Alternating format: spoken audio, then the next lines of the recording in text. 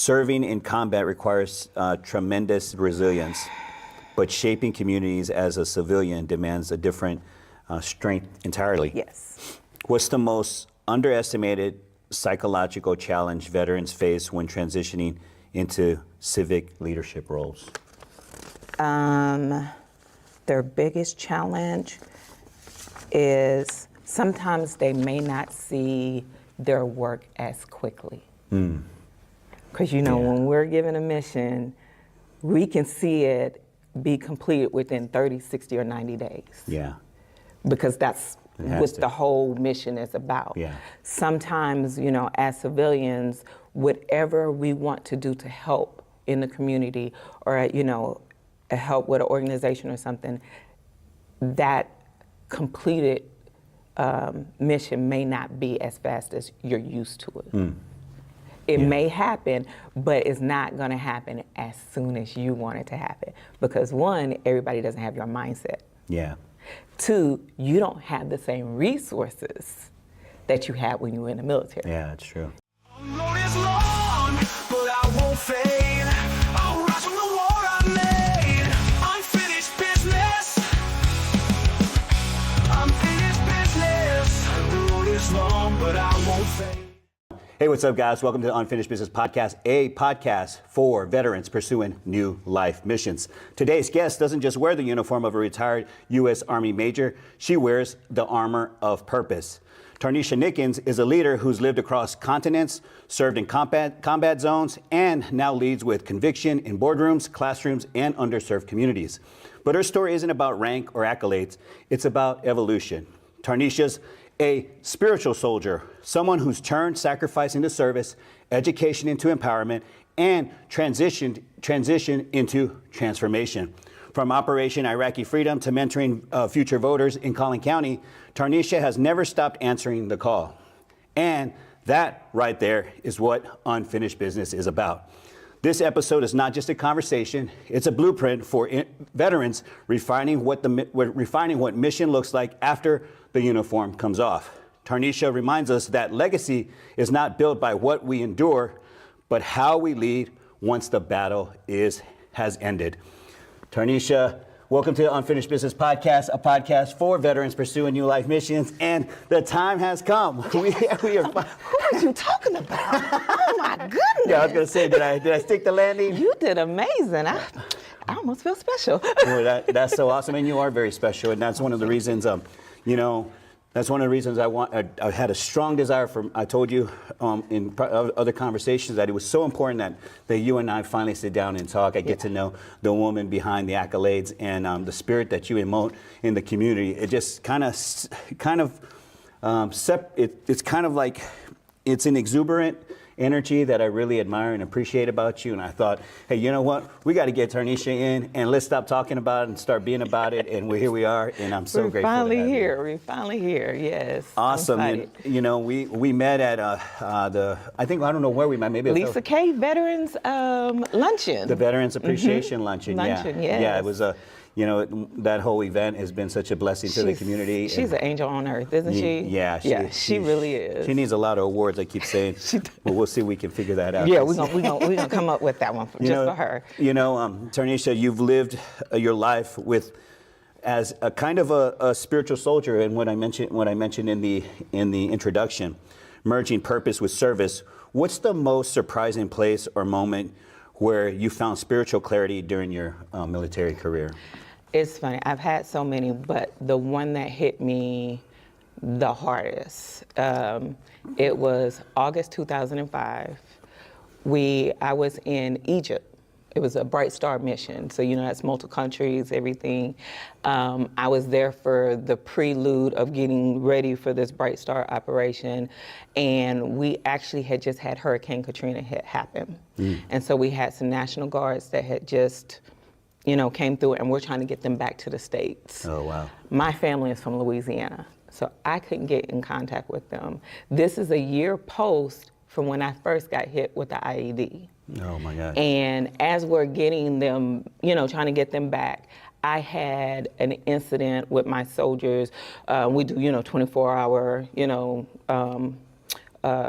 night view for the camp that we were at with our soldiers, and we had an event with the Egyptian soldiers, and it was a very powerful event that kind of like changed my life for a while. And I was going up to Movenpick to go talk to the generals to tell them what was going on and how I had to kind of like literally hold my weapons up against some Egyptian soldiers for almost 30 minutes until they could stand down because they didn't listen to women officers. Oh, yeah. Wow, so that was, you know, like a big thing. And then especially I was African American.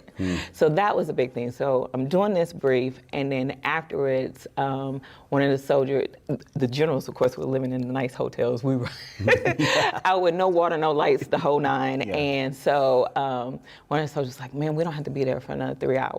He was like, let's just take a beat, because he knew how much it hit me. And we ended up by the Nile River.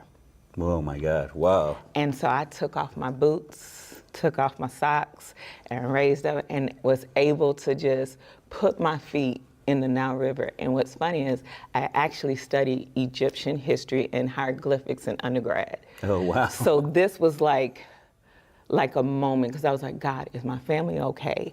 Am I gonna be okay? Like, am I gonna still have my career? Because I was already fighting for my career because of my eye injury. Yeah. And I'm like, now I'm having this issue with another country. So how is this gonna go? And I was just like, God, just give me a sign. And it was almost like, of course I couldn't dip into the water, you know, like being rebirthed, but it was kind of like my rebirth of me giving back to my new military life. Yeah. And I was just so blessed at that moment. That is amazing. It's kind of a, you know, the washing of your feet. Yes. Right? Yeah, it's yes, kind of like that. Exactly. Huh? You know, let's talk about, let me rewind it a little bit. Let's talk a little bit about your military career. Give us that was an amazing story of how, you know, how you had an opportunity to be by the Nile. That's like being close to the Jordan River. You're like, we're this close. Why don't we just go? You know, why don't we just go there? You know, like, exactly. You know, because you know it's a spiritual, it's going to be a spiritual experience. Exactly. And yeah, that was a missed opportunity for me. But I do understand when you were telling me about that story. I'm like, wow, that's amazing. It is. When you get to touch that space, you know, that sacred space. And you feel it. You feel God's spirit. It's just like, you know, like my mother said when she, rest her soul, when she visited Hawaii, she said the peace that she felt there. She just felt it in the water and felt it in the air. And I didn't understand what she was talking about, but I understood then. Yeah. And so I was like, wow, this is what, you know, like, what it's supposed to feel like. Yeah, let's rewind. Like I said, let's talk about your years in service. Let's honor that. Share a little bit about that. Okay, so unlike a lot of your wonderful, amazing guests that you had in, I was told from birth that I was supposed to be in the military from my mom. Wow. Both of my parents were in the Air Force. And so my mom had 2 kids, my older brother and me, but she always told me, I'm gonna have a daughter that's gonna be really big in the military. Wow. Like, what does that mean? So she's a girl, she is a boy's mom. Oh, okay. But she was very strict on me. And middle school started RTC, high school was in RTC, and I joined my junior year in high school reserves. So because I knew I wanted to go to school in Louisiana, I joined the reserves in Louisiana so I can get the benefits. Oh, okay. So, but I started in Texas because I'm from Houston, but I did reserves for junior and senior year, and then I went to college in Louisiana at Southern University, A&M. So I didn't have a scholarship though. I didn't have an RTC scholarship. But because my mom said I was always gonna be somebody big in the military, I still joined the RTC program. And I joined the program without a scholarship. Wow. And then worked myself into it. So like when everybody else was like, I gotta do this because I'm on a scholarship, I didn't worry about the scholarship because I was already in the reserves. I was having my school help paid for already. And so I had a double major. And I always knew I wanted to be a JAG officer. That was my dream, to be a JAG officer. Got accepted to law school and everything, but in the end, right when I started college, my mom got diagnosed with leukemia.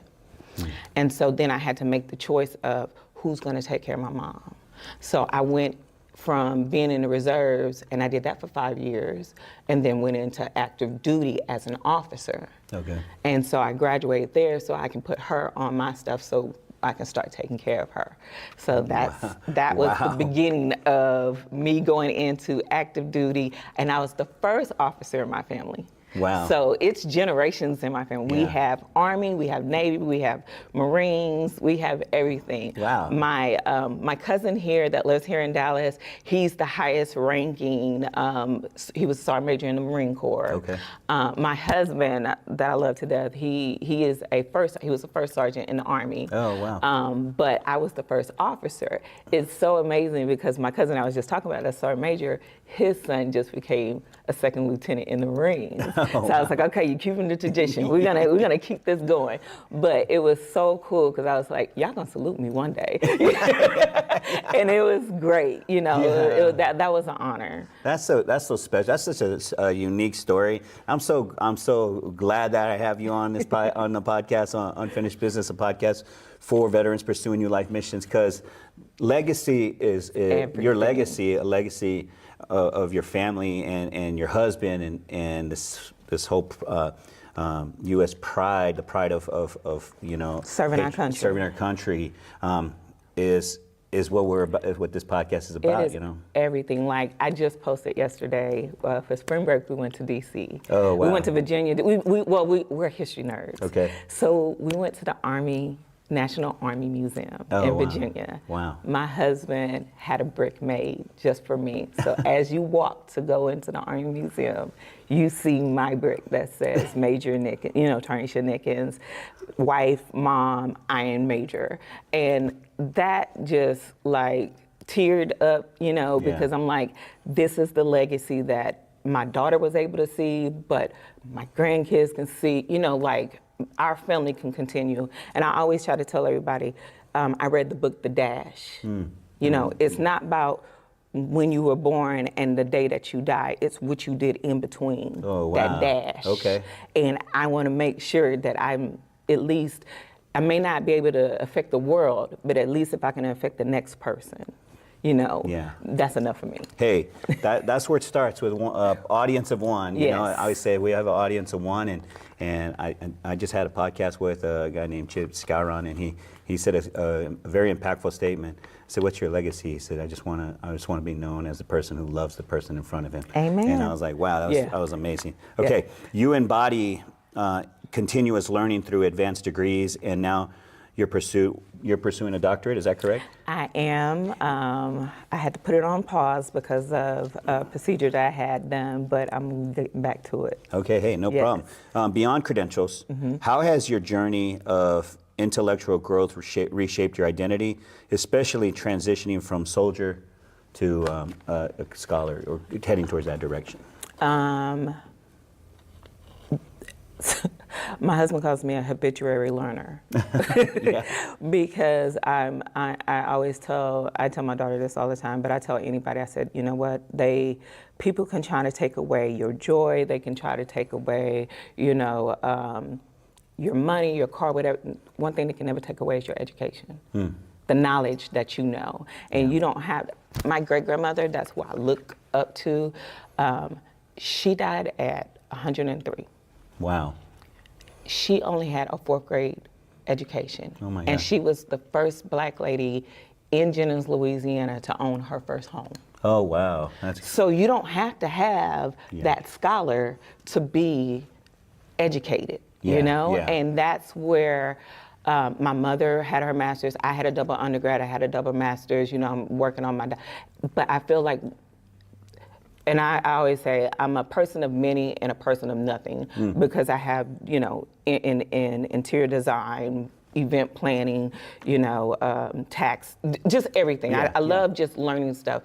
But what I love to do is just I tell my friends, I'm your resource queen.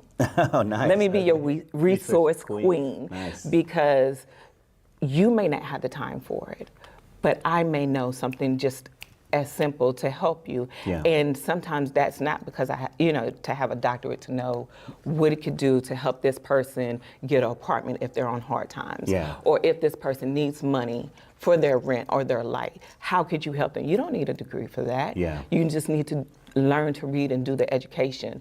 The smartest person I know now is my best friend, Denise, besides my husband, and they're both Virgos. So they're so intelligent, it's sickening. And she is so smart. And she, was an early mom, but she knows so much. And now she has her degrees, and she spits out knowledge. Her and my husband watches Jeopardy and knows the answers before they even say, who knows that stuff? Who knows that? Yeah. But you don't have to have that degree to know this knowledge. Yeah. It's what you teach yourself. Yeah. And I think that's what it is. Going to school helps you learn your way of learning. But life teaches you how that learning is going to better you. Yeah. You know? Yeah, I do. That brings me to a good question. Like when you think of individuals who come out of military, right? They, their purpose was serving the country and protecting the United America and the world, for that matter. When they come back and they don't have they're exhausted, emotionally exhausted, physically exhausted, mentally exhausted, spiritually exhausted, right? Right? We know this, right? We know what that feels like, right? Yes. But we come back and we have to transition to finding ourselves, right? What is one or two things that you think you're a growth mind, you have a growth mindset, I would say, right? Beyond that, obviously, double masters, did you say? Yeah. So you have that X factor times 10, right? What do you think is the most important step that individual who's transitioning out of the military can take?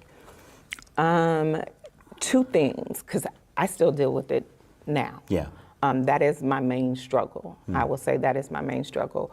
One, especially if you ended your military career on the top, becoming from colonel, major, first sergeant, sergeant major to Mr. and Mrs. That's a humbling experience. That's a very humbling experience because you're used to whatever you say go, or how you say how it's supposed to go is executed how you said that. Yeah. And then when you come into civilian world, it's like, well, just do this. And who are you? Yeah. And you're like, who am I? It's so humbling.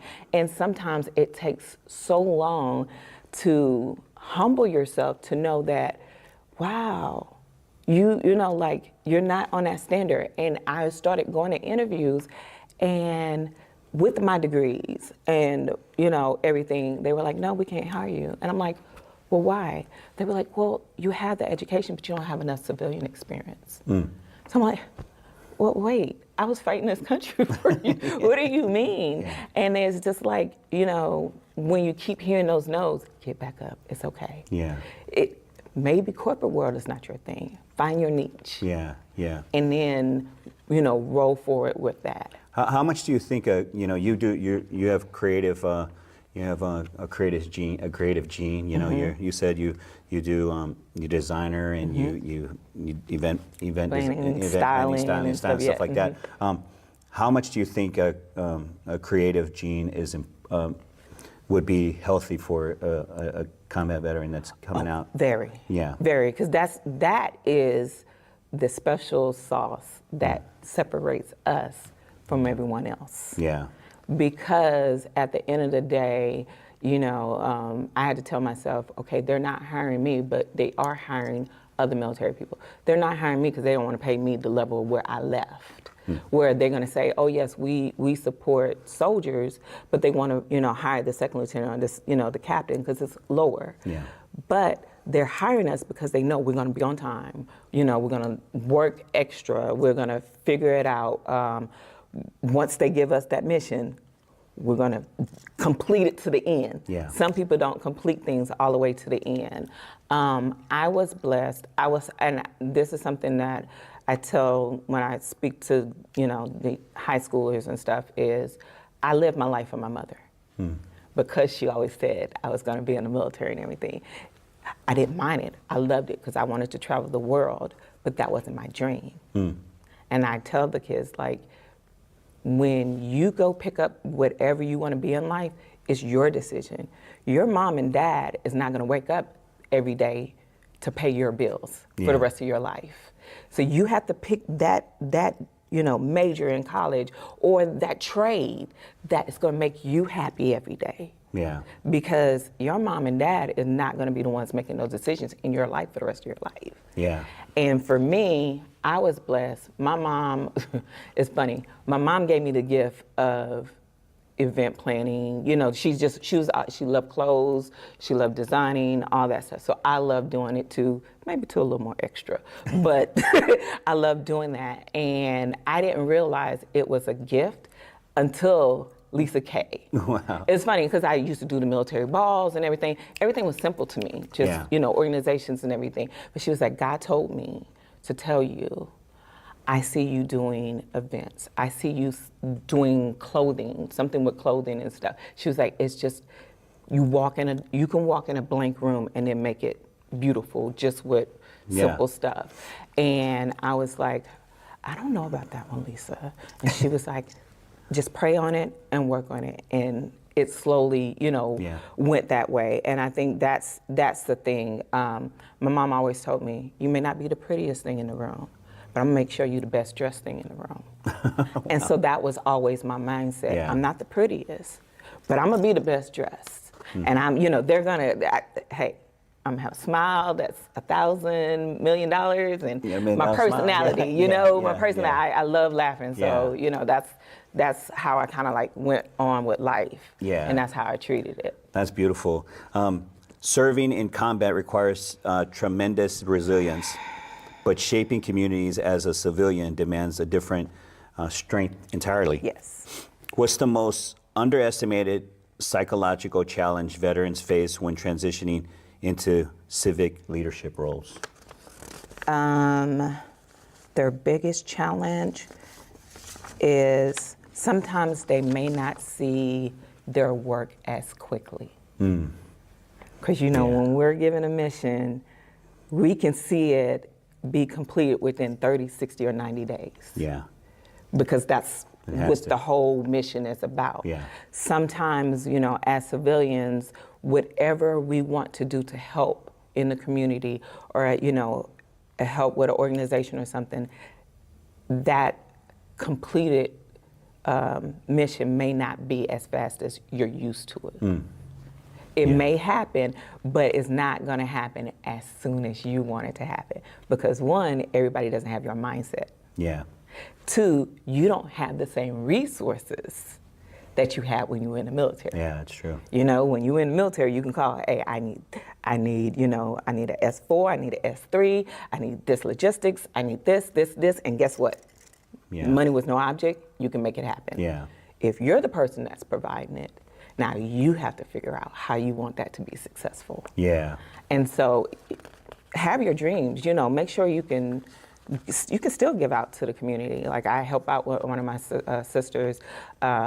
She has a nonprofit, cancer awareness, but every holiday we go out to downtown Dallas, and we feed the homeless, but we don't do sandwiches and chips. We do smothered chicken, rice and gravy, green beans. Like we're giving them real food because they need. It's great, but a home cooked meal, something hot, and then we bring clothes. We're not bringing just t-shirts stuff. No, we're bringing slacks for them, dresses, blankets, toothbrush, toothpaste, everything. And so we're like, okay, what's going to be our goal? We may only have money for 50 people. Maybe only 100, but our next goal, we'll try to raise money for more. Yeah. And so hers it's called Code Pink Productions. So y'all please. Code Pink Productions. Code Pink Productions. Yes. Productions. Monique. Muhammad, and she's amazing. Awesome. Mm-hmm. You're passionate about uplifting women veterans. Yes.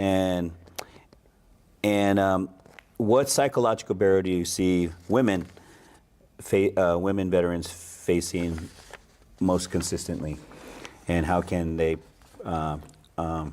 practically dismantle it? I don't know about dismantle. One is the biggest one, I have to say, I think being married to a military person, when we go out and we say, oh, do you have a military discount? And they just automatically look at my husband.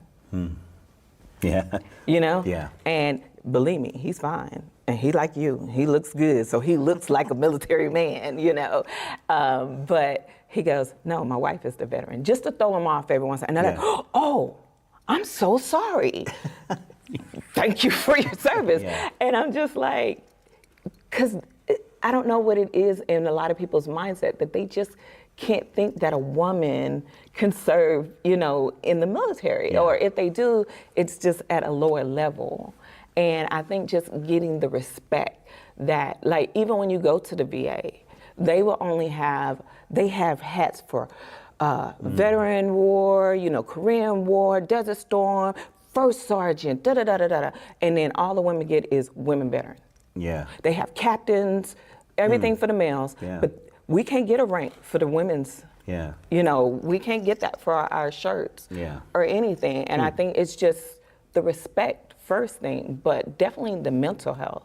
Because in the military, I mean, I've had everything happen to me. I've been, you know, beat up, attacked, the whole nine, hit by IED, everything. I don't look like what I've been through, but people just assume, oh, she dressed nice. Yeah. She's okay. Yeah. You don't know my struggle every day. Yeah. And I don't think until people really understand all that women go through while they're in the military, that they'll understand that not only are we dealing with that, and because I hate to say it, it happened more by my brothers in arms than it did for my enemy. Yeah. You know what Yeah, I'm I saying? do know what And you're that saying. hurt me Yeah. the most. Yeah.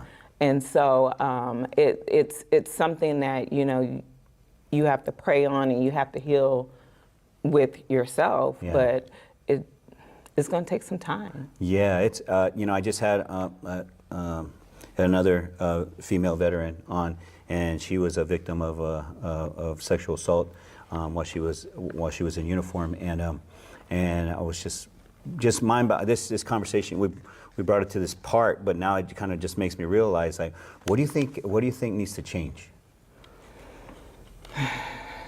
More women in more prominent positions. Yeah. You know? Yeah. They have to respect it. Yeah. I've always been the oddball out. Yeah. Growing up, because I was always the only, because, you know, I would do AB or not a advanced, you know, classes. So I was always the only black girl in the classroom. Well, in the military, I was so proud because I was an AG officer at my school. They hadn't had an AG officer come out of my school for like 12 years. But, so I'm like, oh, I got it easy. I'm an adjutant general. This is awesome. We had 10 generals come out of my university. Wow. Honoré, General Honoré was one of them. Whoa. You know, Yeah, from Hurricane Katrina. General Hazel, amazing. So we had high, so I'm so proud. But they put me with MI, or I was always with infantry. People fail to realize just because you're an adjutant doesn't mean you don't go on the missions Yeah. with these units. Yeah. Yeah, I have to do that S1 job, but I also have to do their job too. Right. That's how I got hurt. And in every time I got into wherever I was getting stationed at, I was the only black, only female, only officer. You know, so Yeah, that yeah. was like, okay, I have to work for my respect. Yeah. And that's what I would have to do. And I would always tell my commander, give me 60 days. If I prove you wrong, I'll get rid of myself. Yeah. But just don't knock me out because I came from a HBCU and that I'm a black female. Let me show you before I can tell you. Yeah. By the time I left, I could call generals just to have a regular conversation. And they're like, amazing. TC, we got you. Right. You know, and that was the blessing Yeah. that I can say I had. As you're talking, I'm kind of visualizing what you look like in uniform, and what you when you're walking down that hallway, and people like sit in attention. Oh, I got some stories for you. But you know, just this disposition. I mean, right now you're in Chanel and you're you know in beautiful dress, and I'm just thinking about this fatigues and Baby. and, you know, Baby, my mother would make Richard Pryor look like a 3-year-old. And I have all of her hereditary geniusness. So Nice. I would hear my soldiers call me B all the time. I said, but it's ma'am B to you. You know? I was like, I don't care. Like, me and my husband, we laugh about this all the time. We were both at Fort Knox. He had to move, because he was a tanker. Yep. He had to move the tanks from Fort Knox to Benning, Georgia. So he was in Georgia. We had just had our baby. She was a triplet, wow. but she's the only one who survived. Oh wow. So that was a lot. A month within me having her, my mom passed away. So that was a lot for me, you know, trying to get it. So then my husband was like, you know what? He was up for Sergeant Major. He was like, I'm done. I've done I've done 24 years. I'm out. I was supposed to be, this is what I was so mad. I was supposed to be at Apple Computer to do, what did we call it? It was called,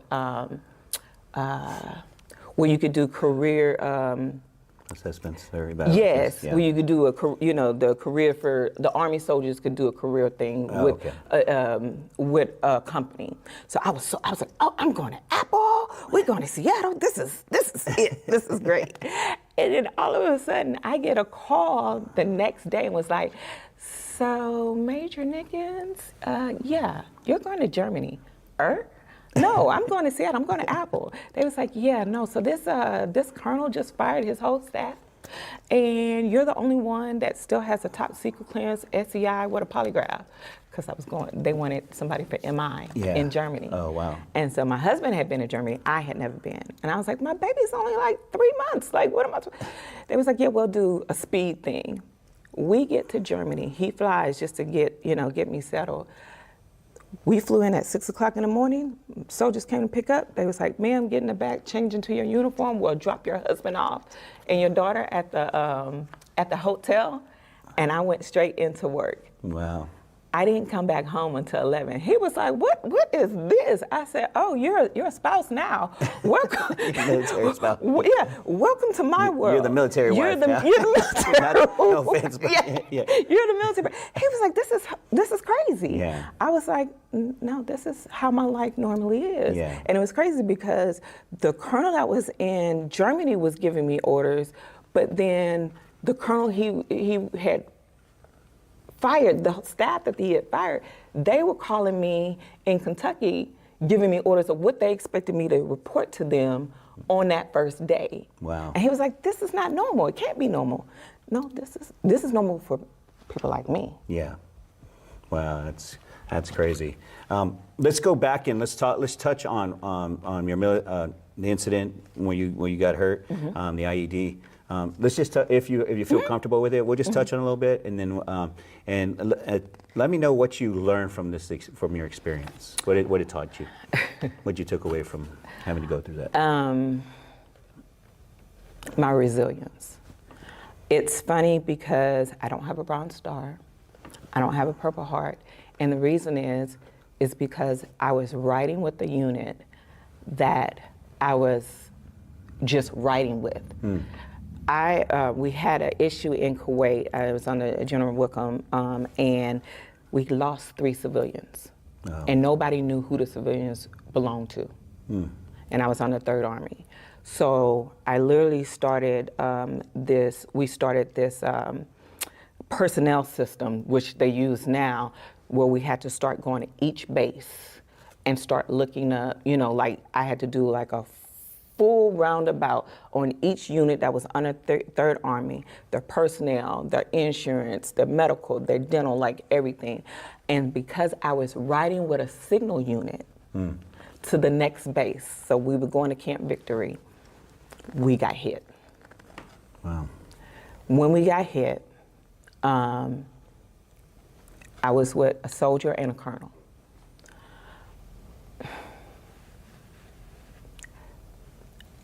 We split apart, but I saw them coming for my colonel. I had just known him for like a day or so, but I flipped him over, because I know this is gonna sound crazy, but I since I was 7, I had reoccurring dreams in my life. I saw this happening way before it was going to happen. Wow. And so I saw them coming towards us, and I knew what was going to happen. So I literally kept flipping him over to get him into a ditch. And then they came, you know, by that time another team came and evacuated us out. We both lost eyes. Oh my God. I lost I had 32 strapples in my eye, my face, my arm, and my feet. We lost 2 of the soldiers, 3 of us still, you know, remained. And from that point on, I had, now here's the thing, I already had surgery on my eye before coming in the military. So I've had from 6 till at this time, up until 2022, I had over 22 surgeries on this left eye. Oh, wow. And in 2022, I had to go ahead and make the decision to have it removed. We tried everything. We put my eye in a square buckle, you know, to try to keep it in place. Then the buckle started going into the eye. I started having seizures constantly. You know, my memory is still not there, so I have to always have reminders. But I realized that God has me here for a reason. Yeah. I don't know what it is, but he has me here for a reason. I never harp on that story. I'll tell it, but I don't harp on it. I still talk to the family every once in a while. I had other incidents that happened that was kind of close to that too. So it let me know that, T, you can go through some stuff. Yeah. And you're still here, and you're still here to talk about it. And believe me, I have not wanted to be here. I've done, you know, suicide attempts where I'm just like, I don't think I'm worthy. Why am I here when there's other people so much better than me that should be here? My family doesn't deserve me. I just keep having these injuries. I feel like I'm a burden on them. And, you know, I used to tell my husband, and I was like, you deserve so much better. Wow. Like, and he's like, please stop. Yeah. He's like, you are what we need. Yeah. And it's a hard thing to swallow, but then seeing, like, I met my best friend, you know, and I was like, I don't know if you ever watched the movie I'm Gonna Get You, Sucker. Yes. Have you? I tell him, I said, only you could love me, because I feel like that lady in the movie. I have to take off my hair because I have, you know, the TBX, so I have different wigs, and then I feel like I pop out my eye, and then, you know, my leg is popping up, and I'm coming up, and I was like, yeah, you still love me regardless, and I don't understand why. And he's just like, because you're crazy, but I still love you, you know, and I'm just like, there's never, you never have a perfect person in the world, but it's a perfect person for you. Yeah, 100%. And he's my perfect person. You know, I see that too. I was looking at your, through your social media, and I could see the connection between you, the joy in his eyes when he's around you in the pictures, and I haven't met him. What's his name? Nick. Well, Nickens, because his last name, but it's Frederick, but don't let, Lord, government name. That's like me. I go by Rush. Everyone calls me Rush. Yeah, but no, it's like, no, I see the chemistry between you two, so it's really special, and I'm glad you mentioned that, because I wanted to honor that as well. Thank you for sharing that story. You know, I always say that people's sufferings, whatever they're, you know, if they're victim of circumstances like this situation, or, you know, self-inflicted issues that people go through, is very sacred. It is. You know, it's like a like I say, it's like a vessel and a fragile vase that someone's honoring you by sharing that piece. So I want to let you know that. I appreciate you sharing that. And I can say I'm blessed to have, all my family has pretty much passed away. So when I go to Jennings, Louisiana, I literally, like, so the way they have the cemetery is, it's, you know, old school across the railroad tracks, and in the middle of the cemetery is a playground. Yeah. So it's one side the new cemetery, and the other side is the old cemetery.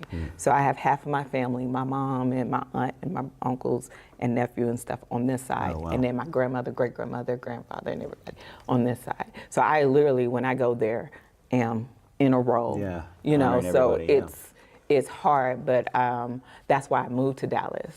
Is because my mom's half sister, but we don't say half. She is my aunt, but she's my mom. She was really my mom.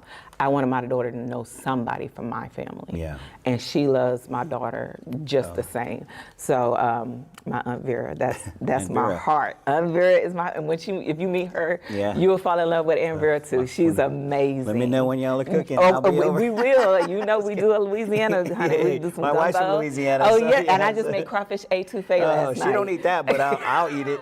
Okay, I love got it. you. Crawfish I got you. okay. You know, you speak of impact as a calling rather than a career. Has there ever been a time when following your calling forced you to confront an uncomfortable truth about yourself, and how did you handle it? This may encompass I'm some- laughing because I just had this conversation with my husband this weekend, and he was like, "Peace, be still." He said, "Babe, you keep wanting to do more than your body is allowing you to do." And he's like, "It's okay." And for me, I've always accomplished everything I set myself up to do. Yeah. And to me, I'm not doing enough. And being next to him, oh my God, like he's, you know, now he's assistant principal for McKinney Boyd. Oh, wow. He's the Texas Black Chair Caucus. He's the Texas Veterans Caucus, you know, Wow. Chair Caucus. Yeah. I mean, he is so amazing. He's, you know, SDEC. I do my political stuff, but I work with elections. I like elections because I like black and white. I'm all about regulations and policies. You can't come to me with your feelings Yeah. on what's regulations and policies. Yeah. I want to get you there to vote. So I get, you know, I'm a voter registrar for all 4 counties, and then I want to be there at the voting places to make sure you can vote. So that's, you know, where Yeah. I feel I can contribute. But he is so amazing, and my daughter is amazing. Like she does band, lacrosse, cheerleading, track. She's great in school. You know, like, so the legacy. Last summer, we found out, we did historical on my husband's family, and found out that his great-great-grandfather started the first Baptist church in Ohio. Oh, wow. We went and celebrated 200 years of that church. Wow. Last year. That's crazy. The history, like you said, Yeah. the legacy. Yeah, yeah. And it was so amazing for them to be like, oh, I can't believe I'm touching the Nickens. Yeah. You know, like they were so proud. And I'm like, I don't feel like I live up to being next to you. And he's like, I wouldn't be here without you. And I'm like, no, I need to have that status too. You know, he's like, babe, you're in a lot of stuff. Yeah. You do a lot in the community, but I do it low key. And I'm like, Well, maybe we can change that. Maybe this podcast is all about that. You see, you know, I'll be, you know, I'm so happy to have you here because I knew you were a woman of strength, resilience, and courage, and faith, and that you've gone to war, like not just a war, a battlefield of life battlefield, and have been battle tested, and I felt that there was something that hasn't been showcased about Tarnesha Nickens that needed to be come out. Only you knew it, Rush. Only you. Stop working in the background like you're not a backup dancer. You're actually like you should be up there with with them, right? with them busting your moves. Because I really feel that, you know, your personality calls for that, and I wanted that opportunity to give you. I wanted that. I told you it's been a long time coming. We talked about this for a while. talked It's about not like this. I just stopped thinking about having you. It was always on my forefront of my mind. So, Yeah. And after hearing you speak last month at Lisa Kay's event, man, I was just so like honored. Like, I know Rush. yeah. You know, like, you know, when you hear somebody and you're like, man, they have an amazing story. But then it's different when you hear their story and you know them. Yeah. I felt so honored to be sitting there listening to you, you know, in your story, and like, I know this guy. I appreciate He is, like, you are truly a trailblazer in our community. I appreciate And you're that. doing amazing stuff. Thank you so much. You know, it's a, you know, I always say, like, you know, what I said in my engagement, I thought that I've learned that leveraging, I can still use my voice and have Right. and help other individuals get their voice, or just just help be a platform for that to happen. And yeah, that was another thing too. Is I appreciate you being there to support me in my first time ever speaking at a speaking event, having a speaking event, and watching, as I rewatched everything, I saw your head bow, Yes. just shaking, and when I would I say was something, so amazed. and it was amazing because I knew that you got it, and we got it, we get each other, and there's a huge admiration and respect that we both have for one another. But I need to answer your question. Yeah. What I learned is I have to be okay being a mom and a wife. It's okay just being that. Yeah. You're not major no more. Being a mom and a wife is way more important than being a major. Yeah. Because you had other lives in your hand, but these are the two lives that you're really making a difference every day. Yeah. And that's what, it literally just hit me. Wow. Like literally just, that's why I told you beautiful. yesterday I was just crying and stuff. And I was just like, maybe this is all I'm supposed to do for my second part of my life, is be the best wife and cheerleader, to my daughter and my husband. Wow. And be okay with that. You can do a little sprinkle of your little magic sprinkle- dust. You can put a little magic. No, you can't put that away. You gotta balance that stuff out. Right. I But would it's never want you to put that away. It is okay. No, yeah, it's good, but still, we still need that magic. We Right. need that Tarnesha Nickens magic. Yes. Okay, with your extensive experience mentoring young people, what's one unconventional piece of wisdom you've passed on to the young people that initially surprised them, but later deeply resonated deeply? One was telling them, pick your career for you, Yeah. not for anyone else. You don't have to go to college to be successful. Because these days, hey, let the air condition go out in Texas. Yeah. You're paying $250 just for him to knock on your door. And he hasn't even checked to see if you just need a new filter or something. Yeah. You get what I'm saying? Yeah. And then you have to pay for that part. And then you have to pay for him to fix it. And then he leaves. Guess what? You're paying another $250 for him to leave. And you have to pay for the parts. And you have to pay.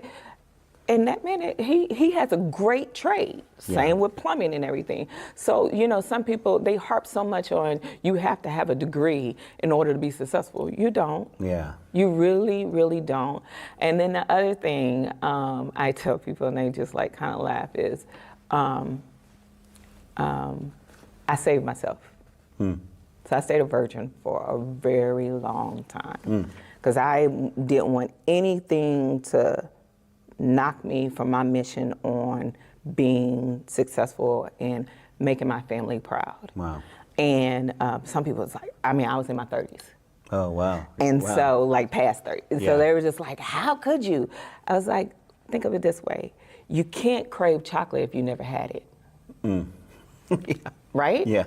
So if you never tempted or don't, Yeah. try to, do it, then you can't crave something you never had. Yeah. Did I have a dating life? Yes, had amazing dating life. It was great. But I never I always told that person, whoever I dated, if you're looking for this, then you're not gonna get it. So let me put this on the plate now, and I'll pay for our dinner, and we can go ahead and go and be best friends. And then some people, I'm still best friends to this day because this is not what I want. Yeah. Other people, I'm like, hey, if it's to that point, get a girlfriend for the side for that, and I'll be your girlfriend for when you go for all your events. And it was like, really? Yeah, I'm your family girlfriend. Because we enjoy each other's company. Yeah. But we're never going to cross that line. Yeah. And then, she faking. And then she's really serious. Wow, that's like, I'm like going, wow, that's amazing. It just speaks to, the heart of your relationship with your husband, and preserving preserving yourself, and just really putting that hedge of protection over both of your lives just by making that choice. Is a wise choice, like that paid itself off for many years to come. So that's awesome. Yeah. That's really cool. Okay, so people often speak about reinvention as starting fresh, but your story suggests it's about integrating your past experiences.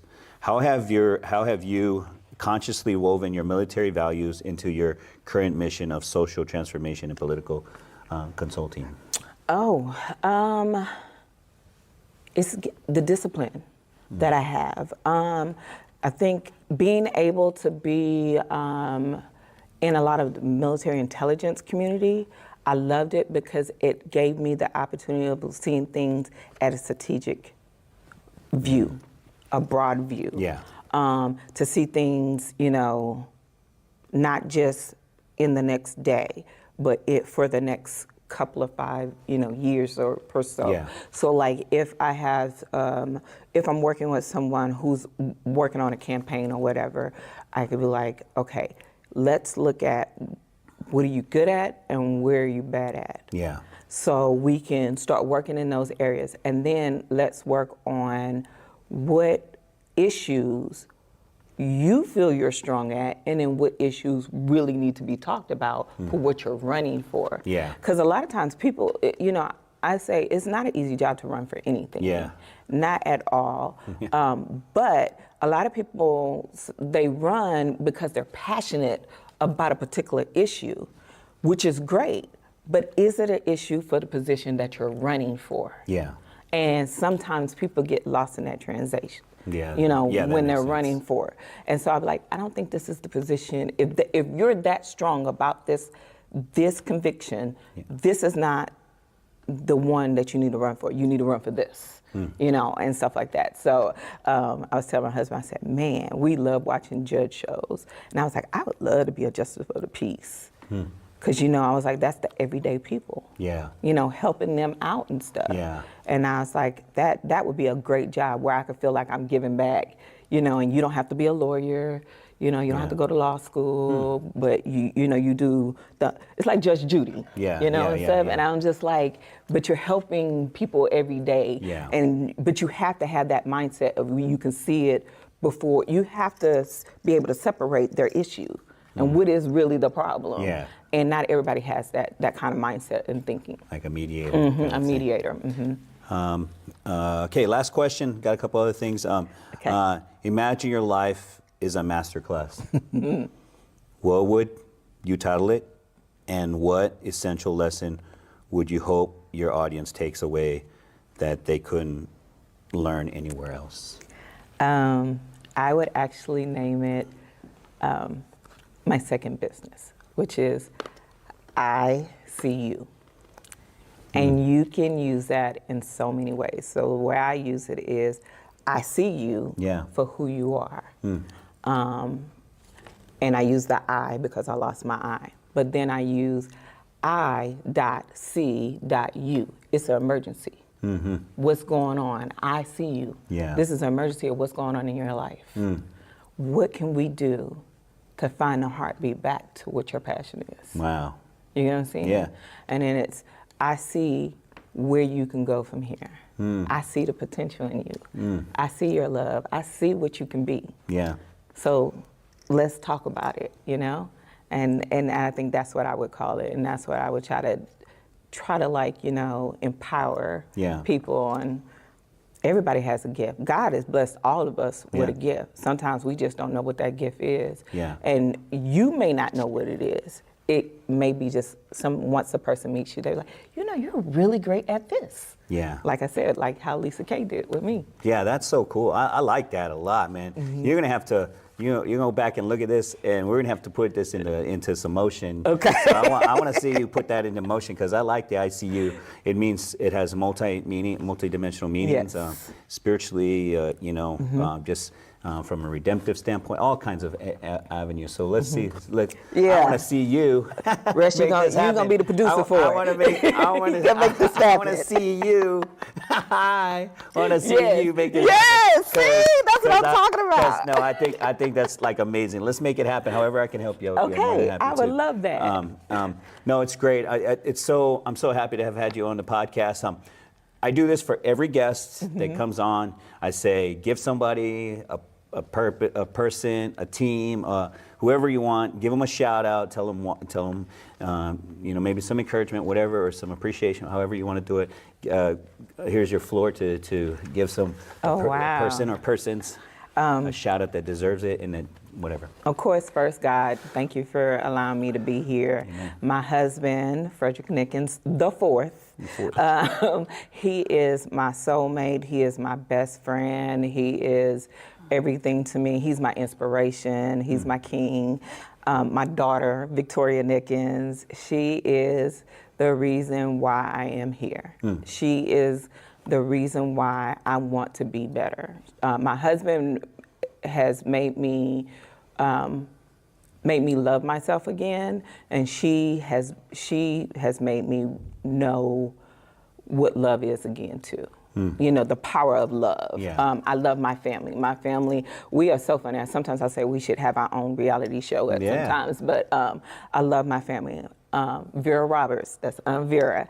She is my mom. We cry together. I can talk to her about anything, and she is my heart. She really helps me when I miss my mom. She helps make sure that my daughter knows what unconditional love looks like.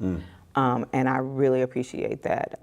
My best friend, Denise Shaw, she's in Houston. She's amazing.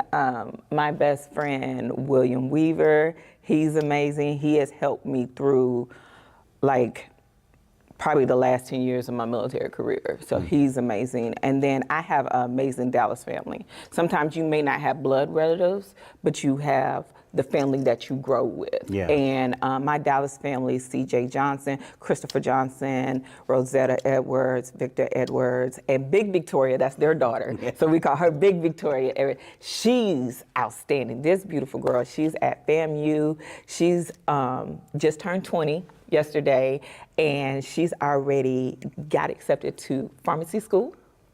She is just top-notch, beautiful, just educated. I love her so much. She is just like my own, and she's a wonderful inspiration to my daughter.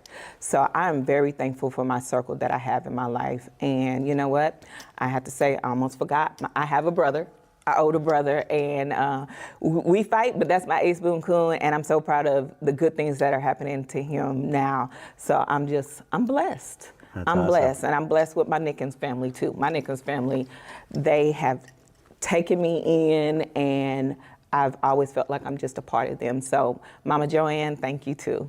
Tarnesha, it's a pleasure to have you love on the Unfinished Business Podcast, a podcast for veterans pursuing new life missions.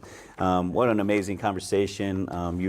The spirit, the joy, and your appreciation, enthusiasm, and your strength as a Black African woman, African American woman that broke ceilings, shattered ceilings, just got out there and made a successful career in the United States Army and beyond that. And it's beautiful to get to know you better today. I want you to know that. Thank you. I appreciate this. Awesome. All right, guys, that's it for the Unfinished Business Podcast, a podcast for veterans pursuing new life missions. As I always say, have peace and delight in you, and remember that the ocean refuses no river. Bye. Road is long, but I won't fade. I'll rise from the war I made. Unfinished business. Unfinished business. The road is long, but I won't fade. I'll rise from the war I made.